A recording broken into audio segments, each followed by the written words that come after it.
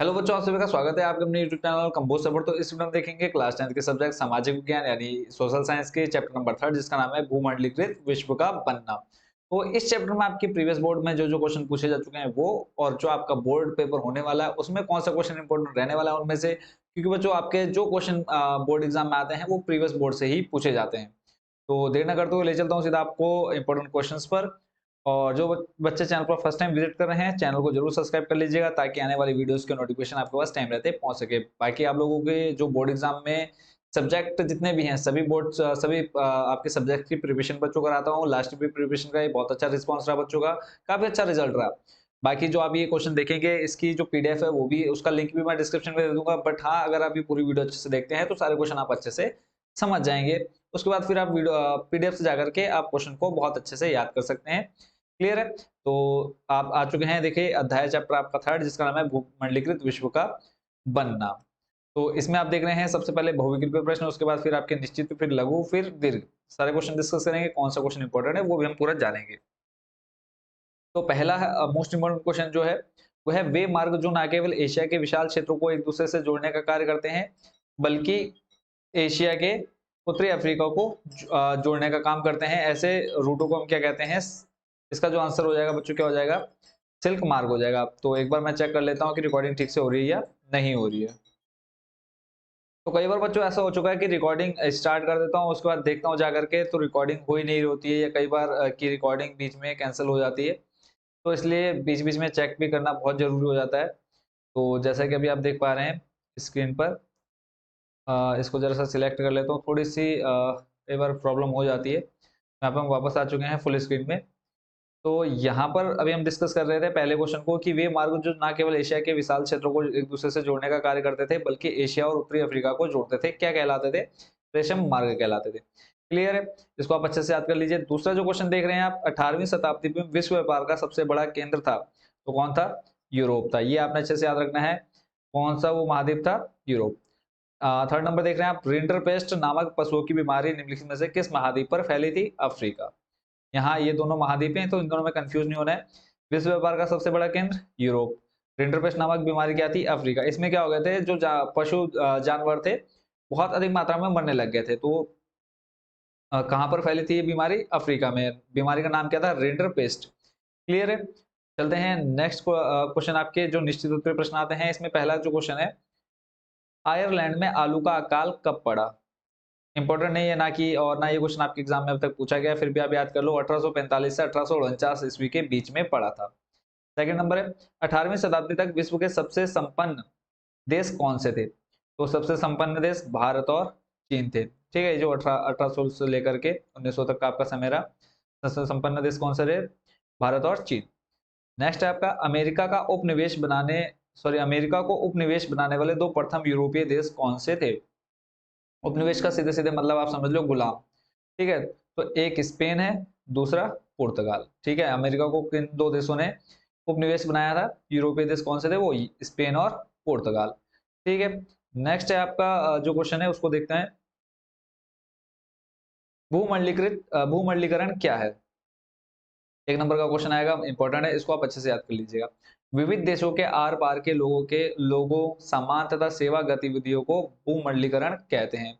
मतलब विभिन्न जो देश हैं आपके, उनके बीच जो व्यापार का संबंध बनता है उसी को हम क्या कहते हैं? भूमंडलीकरण कहते हैं। नई दास प्रथा को कब समाप्त किया गया? तो नई दास प्रथा को 1921 में समाप्त किया गया। अच्छे से याद कर लीजिए, नई दास प्रथा 1921। आर्थिक मंदी क्या होती है? इसके तीन प्रभावों का कारण बताइए, आपके लघु उत्तरीय प्रश्न है। और उसके बाद इसमें देखो आर्थिक मंदी क्या होती है। कृषि या औद्योगिक उत्पादन में अत्यधिक वृद्धि होने के फलस्वरूप इनके उत्पादों के मूल्यों में भारी गिरावट की स्थिति को आर्थिक मंदी कहते हैं। एक बार और ध्यान से सुनो, कृषि या औद्योगिक उत्पादन में अत्यधिक वृद्धि, ठीक है, फलस्वरूप इनके उत्पादों के मूल्य में भारी गिरावट। अब मान लो मैंने आलू बोया, मेरे पड़ोसी ने आलू बोया और उसके पड़ोसी ने आलू बोया, यानी सबने क्या बो दिया? आलू। ठीक हो गया।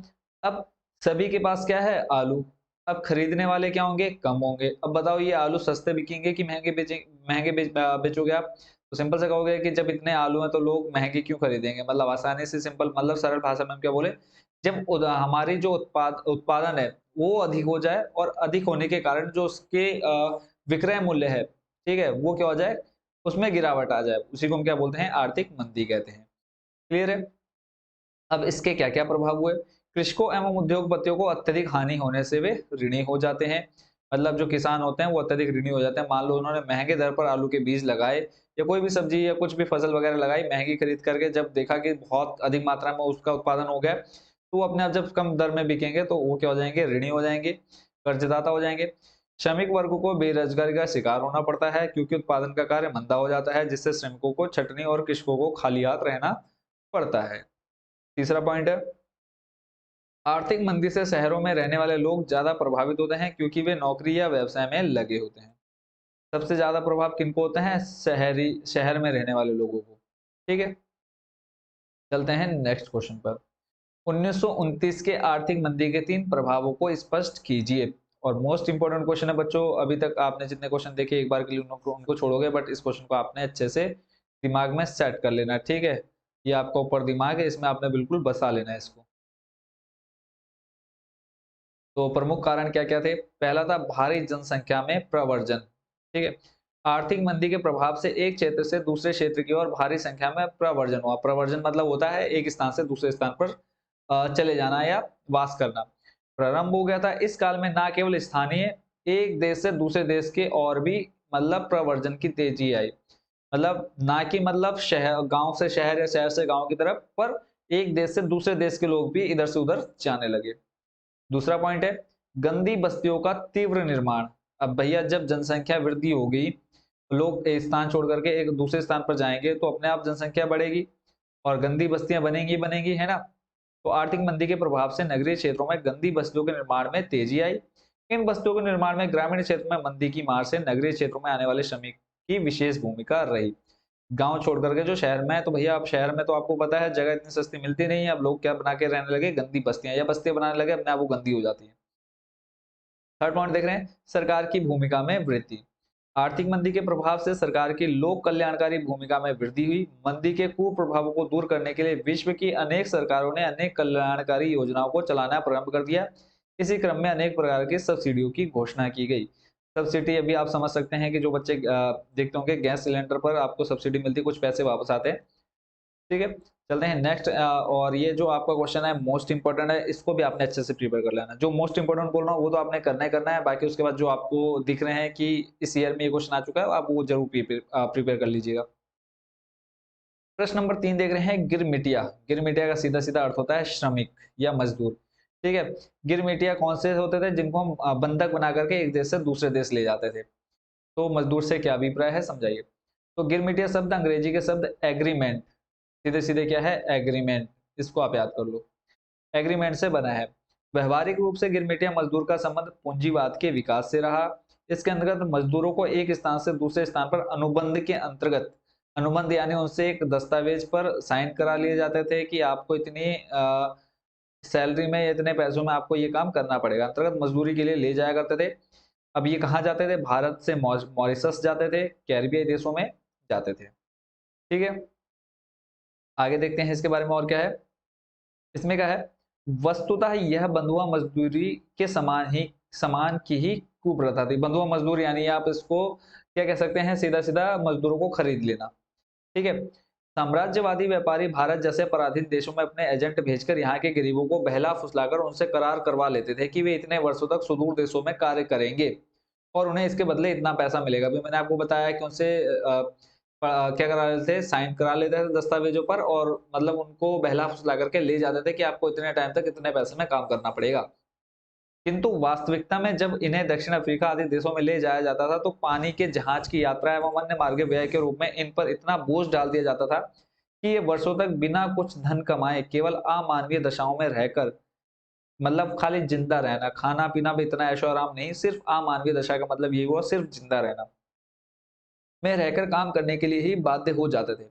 धोखेबाजी भरे गिरमिटिया एग्रीमेंट के कारण ये अपने पूंजीपति मालिक का कार्य बीच में छोड़कर वापस भी नहीं आ सकते थे, क्योंकि ऐसे करने पर इन पर एग्रीमेंट तोड़ने एवं कार्य से भागने का आरोप लगाकर इन्हें और भी कठोर श्रम यानी सजा दी जाती थी, और ये इस कुचक्र में फंसकर ही अपना पूरा जीवन बेकार, बेकार मतलब नौकरी में लगा देते थे। अगला है प्रश्न नंबर 4, इंपॉर्टेंट नहीं है, छोड़ दो इसको, चलते हैं उसके बाद अगले प्रश्न पर। मोस्ट इंपोर्टेंट क्वेश्चन जो कि इस बार आपके बोर्ड एग्जाम में रहने वाला है, समूह 77 या G77 के गठन का उद्देश्य समझाइए। यानी इस G77 क्या है पहले हम वो समझेंगे, उसके बाद इसके गठन की जरूरत क्यों पड़ी उसको समझते हैं। तो G77 का गठन विकसित राष्ट्रों में हुआ। विकसित, अब आपको यहाँ पे एक चीज और बता दूं, विकसित और विकासशील दो शब्द हैं, इन दोनों को ध्यान में रखेंगे, विकसित और विकासशील। ठीक है, अब विकसित क्या, जो पूरी तरह से विकसित हो सकते हैं, हो चुके हैं। जैसे एग्जांपल में आप अमेरिका ले लीजिए। विकासशील भारत, मतलब अभी ये पूरी तरह से विकास नहीं हुआ है, विकास के रास्ते पर चल रहा है, तो विकासशील है। तो विकास की संभावना इनके, अब क्या हुआ, विकसित राष्ट्रों में हुआ। इन राष्ट्रों के विकास की संभावना इनकी अपनी विशिष्ट सामाजिक आर्थिक समस्याओं के हल पर निर्भर है, जो कि विकसित देशों से भिन्न प्रकार की है। इसलिए अंतर्राष्ट्रीय स्तर पर G77 के अपने विशिष्ट उद्देश्य हैं। G77 के गठन का प्रमुख उद्देश्य सदस्य देशों की आर्थिक स्थिति को सुदृढ़ करना है। ऊपर का भले ही छोड़ दो, एक पहली लाइन आप यहाँ से यहाँ तक कर लो। ठीक है, उसके बाद है इसका मुख्य उद्देश्य क्या है, जितने भी G77 उस समूह में जुड़े देश थे उनकी आर्थिक स्थिति को मजबूत करना था। इसका एक अन्य उद्देश्य क्या था, वो था अंतर्राष्ट्रीय स्तर पर सदस्य देशों के, सदस्य यानी जो समूह में जुड़े हुए देश हैं, देशों के आर्थिक अधिकारों की सुरक्षा करना भी था। यानी अगर उनका आर्थिक कोई नुकसान भी होता तो उनकी सुरक्षा करना भी इन्हीं G77 देशों का काम था। इसके लिए G77 एक संयुक्त मंच प्रदान करता है तथा सदस्य देशों को अपनी आवाज संयुक्त एवं एकजुट स्वर में उठाने की सुविधा प्रदान करता है। कौन, G77। अगला प्रश्न देख रहे हैं, वैश्विक प्रसार में अमेरिका भूभाग, इसको आप छोड़ दो। फिर चलते हैं नेक्स्ट प्रश्न नंबर 7। खाद्य उपलब्धता पर तकनीक के प्रभाव को दर्शाने के लिए इतिहास से दो उदाहरण लीजिए। छोड़ दो। नेक्स्ट है आपका ब्रिटेन वुड्स समझौता। मोस्ट इंपोर्टेंट क्वेश्चन है ब्रिटेन वुड्स समझौता, और इस बार उम्मीद करता हूं कि आपके बोर्ड एग्जाम में देखने को मिलेगा ये क्वेश्चन। ब्रिटेन वुड्स समझौता, गिरमिटिया, एक गिरमिटिया वाला और एक ब्रिटेन वुड्स समझौता। ठीक है, और G77 भी मोस्ट इंपोर्टेंट क्वेश्चन है आपका। तो ब्रिटेन वुड्स समझौता क्या है, ये एक विचार है जिसका प्रधान लक्ष्य औद्योगिक विश्व में आर्थिक स्थायित्व एवं पूर्ण रोजगार की स्थिति को कायम रखना था। ये यहाँ से याद कर लो, इसका लक्ष्य औद्योगिक विश्व में आर्थिक स्थायित्व एवं पूर्ण रोजगार की स्थिति को कायम रखना था। वास्तव में समझौते या विचार की उत्पत्ति इस परिणाम के पश्चात हुई कि किसी देश के आर्थिक स्थायित्व का बाकी देशों पर भी प्रभाव पड़ता है। ठीक है, क्योंकि वर्तमान युग में सभी देश एक दूसरे पर निर्भर है। देखो ब्रिटेन वुड्स समझौता, ये विचार कहाँ से आया, क्यों आया। अब आपको पता है कि अगर क्या है, आप मान लो कोई फल विक्रेता हो या कोई भी आप अनाज, मान लो कोई आपने अनाज का उत्पादन किया। ठीक है, अब आपने क्या किया, उस अनाज को बेचा ही नहीं, तो उसका प्रभाव क्या पड़ेगा मार्केट में, या जो भी आपका अनाज खरीदते थे उन पर भी पड़ेगा। ऐसे ही क्या है, ये ब्रिटेन वुड्स समझौता किस लिए किया गया कि अगर किसी भी देश की आर्थिक स्थिति खराब होती है तो उसकी आर्थिक स्थिति खराब ना होने पर इस चीज का ध्यान रखना था। क्योंकि इस समझौते का ये मानना था कि अगर किसी एक देश की आर्थिक स्थिति खराब होती है तो उसका जो परिणाम होगा वो दूसरे देशों को भी देखने को मिलेगा। ठीक है, अगला प्रश्न है G77 देशों से आप क्या समझते हैं, और उसके बाद है G77 को किस आधार पर ब्रिटेन वुड्स की जुड़वा संतानों की प्रतिक्रिया कहा जाता है। तो इसको हम जल्दी जल्दी पढ़ देते हैं, अभी थोड़ी देर पहले हमने G77 पढ़ लिया था। ठीक है, तो 50 से 60 के दशक में अधिकांश विकासशील देशों को पाश्चात्य अर्थव्यवस्थाओं की तीव्र गति से होने वाली उन्नति से कोई फायदा नहीं हुआ। अतः इन विकासशील देशों के समूह द्वारा एक नवीन अंतर्राष्ट्रीय प्रणाली, ठीक है, new international economic order NIEU, ठीक है, के लिए आवाज उठाई गई और ये समूह 77 के रूप में संगठित हुए। उसके बाद आगे देखते हैं, इस प्रकार G77 से तात्पर्य विकासशील देशों के ऐसे समूह से है जो अंतर्राष्ट्रीय अर्थव्यवस्था को प्राप्त करने के लिए संगठित होकर कार्य करता है। ये मिलकर सारे क्या करते हैं, अर्थव्यवस्था को संभालते हैं। सदस्य देशों के व्यापार में लाभ और हानि से निपटने के लिए वुड सम्मेलन में ही अंतर्राष्ट्रीय मुद्रा कोष तथा अंतर्राष्ट्रीय पुनर्निर्माण विकास बैंक, जिसे विश्व बैंक भी कहा जाता है, का गठन किया गया। इसी आधार पर इसी आधार पर इन दोनों को ब्रिटेन वुड्स की जुड़वा संतान भी कहा जाता है तथा साथ ही G77 को इसी आधार पर अंतर्राष्ट्रीय मुद्रा कोष एवं विश्व बैंक की प्रतिक्रिया माना जाता है। अब क्वेश्चन आएगा कि विश्व बैंक की प्रतिक्रिया क्यों माना जाता है G77 देशों को, तो आप इसमें बना करके लिख सकते हैं इसी से। नेक्स्ट आपका वैश्वीकरण, और वैश्वीकरण से भी बच्चों आपका क्वेश्चन पूछा जा सकता है इस बार आपके बोर्ड एग्जाम में। यहाँ पे लगा लो आप, इस साल 2022-23 में ये क्वेश्चन आपके एग्जाम में आएगा ही आएगा। तो इसमें है वैश्वीकरण क्या है, वैश्वीकरण को संभव बनाने वाले कारकों का विवरण दीजिए। तो यहाँ से पढ़ लेते हैं। तो देखो बच्चों, आप इसको ये जो पीडीएफ मैं आपको प्रोवाइड कर दूंगा सिंपल, आप वैश्वीकरण में देखो कितना कुछ खास है नहीं जो आपको पढ़ना है अच्छे से। यहाँ पर आप इसको पीडीएफ डाउनलोड करके, चाहे आप यहीं पर इसी वीडियो को रोक करके आप इस पूरे को पढ़ लीजिए, क्योंकि बच्चों अगर मैं कंटिन्यू इतना बोलूंगा तो आई होप कि अब बाकी आपके जितने सब्जेक्ट बचे हैं तो उनके लिए आवाज ना बचा पाऊँ। तो इतना आप यहाँ पे से वीडियो को रोक करके इस पूरे क्वेश्चन को पढ़ लीजिए, भले आपको पूरा याद ना हो, 2-3 टॉपिक और इसको आप बना करके लिख लीजिए। फिर देखो वैश्वीकरण के मुख्य कारण, तो यहाँ से नीचे से आप वैश्वीकरण के मुख्य कारण भी देख पा रहे होंगे। फिर इससे जुड़े प्रमुख कारण और कौन-कौन से हैं वो भी आप नीचे देख पा रहे होंगे। क्लियर है?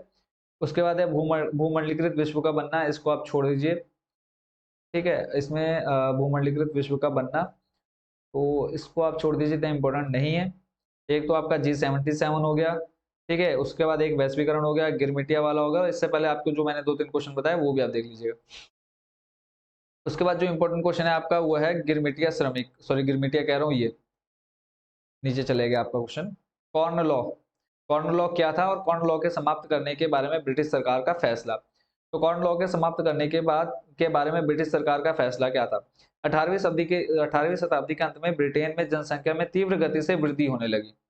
ठीक है? इसके परिणाम स्वरूप खाद्य पदार्थ की मांग में भी वृद्धि होना स्वाभाविक था। जैसे जैसे नगरीकरण व औद्योगिकरण की गति तीव्र होती गई, कृषि उत्पादों की मांग में वृद्धि हो जाने के कारण उनके मूल्यों में भी वृद्धि होने लगी। अब आपको पता है जनसंख्या बढ़ेगी, अगर आज मैं 10 कुंटल पैदा कर रहा हूँ, कोई भी चीज अनाज पैदा कर रहा हूँ, अगर और खाने वाले भी 10 लोग हैं, ठीक है, तो वो तो चलेगा।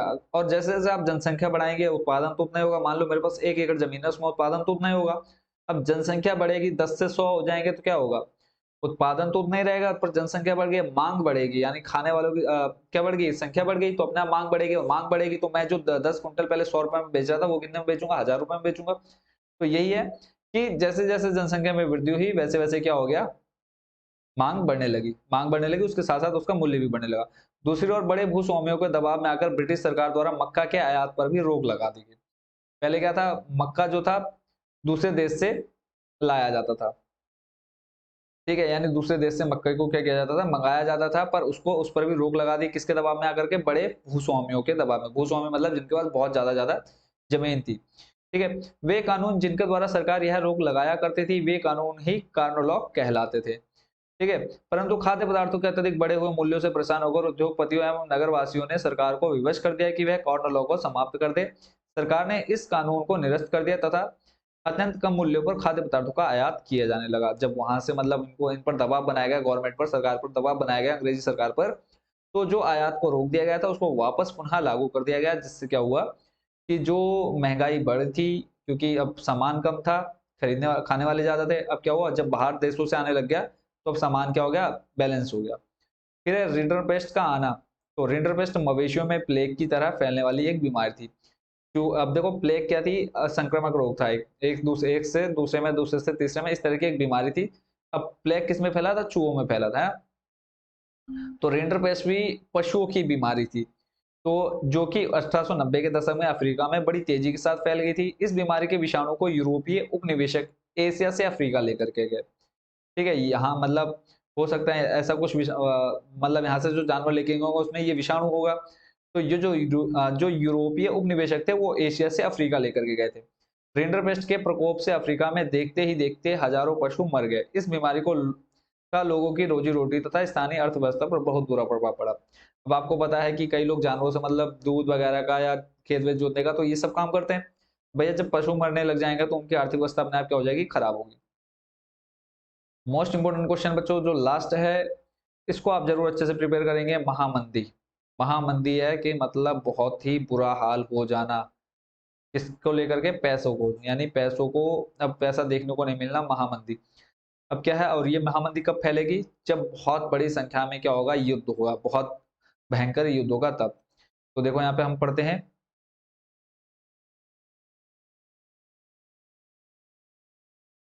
इसमें क्या है, द्वितीय विश्व युद्ध के उपरांत संपूर्ण विश्व में जो भयानक आर्थिक मंदी के दौर चला उसे ही 1929 की महामंदी कहा जाता है। मंदी का यह दौर 1930 के संपूर्ण दशक तक बना रहा तथा संपूर्ण विश्व के देशों में इस दौर में कुपोषण, महामारी आदि का भयानक कोप बना रहा।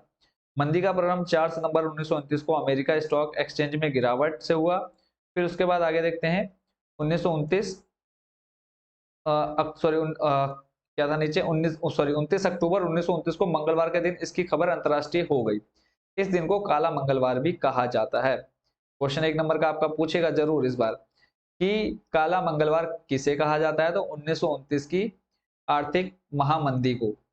ठीक है, इस महामंदी के क्या कारण थे? अब सिंपल सा है कि भैया अगर युद्ध की बात है तो अभी देखो सब वही आएगा।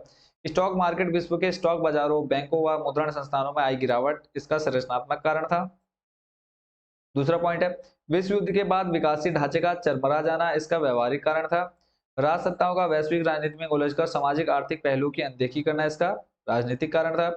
भारी पैमाने पर जनता का एक देश से दूसरे एक देश से दूसरे देश में व्यापार तथा कच्चा माल इस महामंदी को पूरी दुनिया में फैला देने का कारण था। पांचवा पॉइंट देखेंगे आप बच्चों, इसमें क्या है, कृषि उत्पादन में अत्यधिक वृद्धि का होना, फलस्वरूप कृषि उत्पादों के मूल्यों में भी भारी गिरावट की स्थिति उत्पन्न होना तथा कृषकों की अत्यधिक हानि होने के कारण ऋण में दब जाना। छठा है, प्रथम विश्व युद्ध के पश्चात अमेरिका का अंतर्राष्ट्रीय ऋणदाता देश के रूप में उभरना, परंतु उत्पादन व उपभोग व पूंजी के विदेशों में प्रवाह के कारण उसकी आर्थिक व्यवस्था में उछाल उत्पन्न हो जाना इत्यादि, ये सारे किस चीज के कारण थे? आर्थिक महामंदी के कारण थे। तो इसी के साथ बच्चों चैप्टर आपके कौन से थर्ड, जिसका नाम था भूमंडलीकृत विश्व का बनना, ये हो चुका है कंप्लीट। आई होप पूरे चैप्टर को आप अच्छे से समझ गए होंगे। अगर इसके बाद भी कोई क्वेश्चन आपका छूटता है तो जरूर आप कमेंट बॉक्स में बता सकते हैं। बाकी सभी को बेस्ट विशेष, बोर्ड एग्जाम के लिए अच्छे से तैयारी कीजिए। आपके सारे सब्जेक्ट की प्रिपरेशन बच्चों मैं कराता हूँ। लास्ट ईयर भी बच्चों का रिस्पांस बहुत अच्छा रहा, रिजल्ट बहुत अच्छा रहा, सभी अभी भी बच्चे टच में हैं। तो आपसे भी उम्मीद करता हूँ कि आप भी बहुत अच्छे से प्रिपरेशन करेंगे और अच्छे से अच्छे मार्क्स लेकर के आएंगे। ठीक है, कोई भी टॉपिक किसी भी सब्जेक्ट का क्लियर नहीं होता तो आप जरूर कमेंट बॉक्स में प्यार से कमेंट डालेंगे जो कि आपको पूछना है, तो आपको रिस्पांस बहुत जल्दी मिलेगा। ऐसा नहीं कि रिस्पांस नहीं मिलेगा। तो आपकी जो एसएसटी की सीरीज है वो स्टार्ट हो चुकी है, चैप्टर थर्ड आपके कंप्लीट हो चुके हैं, उसके बाद कंटिन्यू आपको वीडियो मिलती रहेगी एसएसटी। तो मिलते हैं बच्चों नेक्स्ट वीडियो में चैप्टर नंबर 4 के साथ। Thank you so much watching for this video.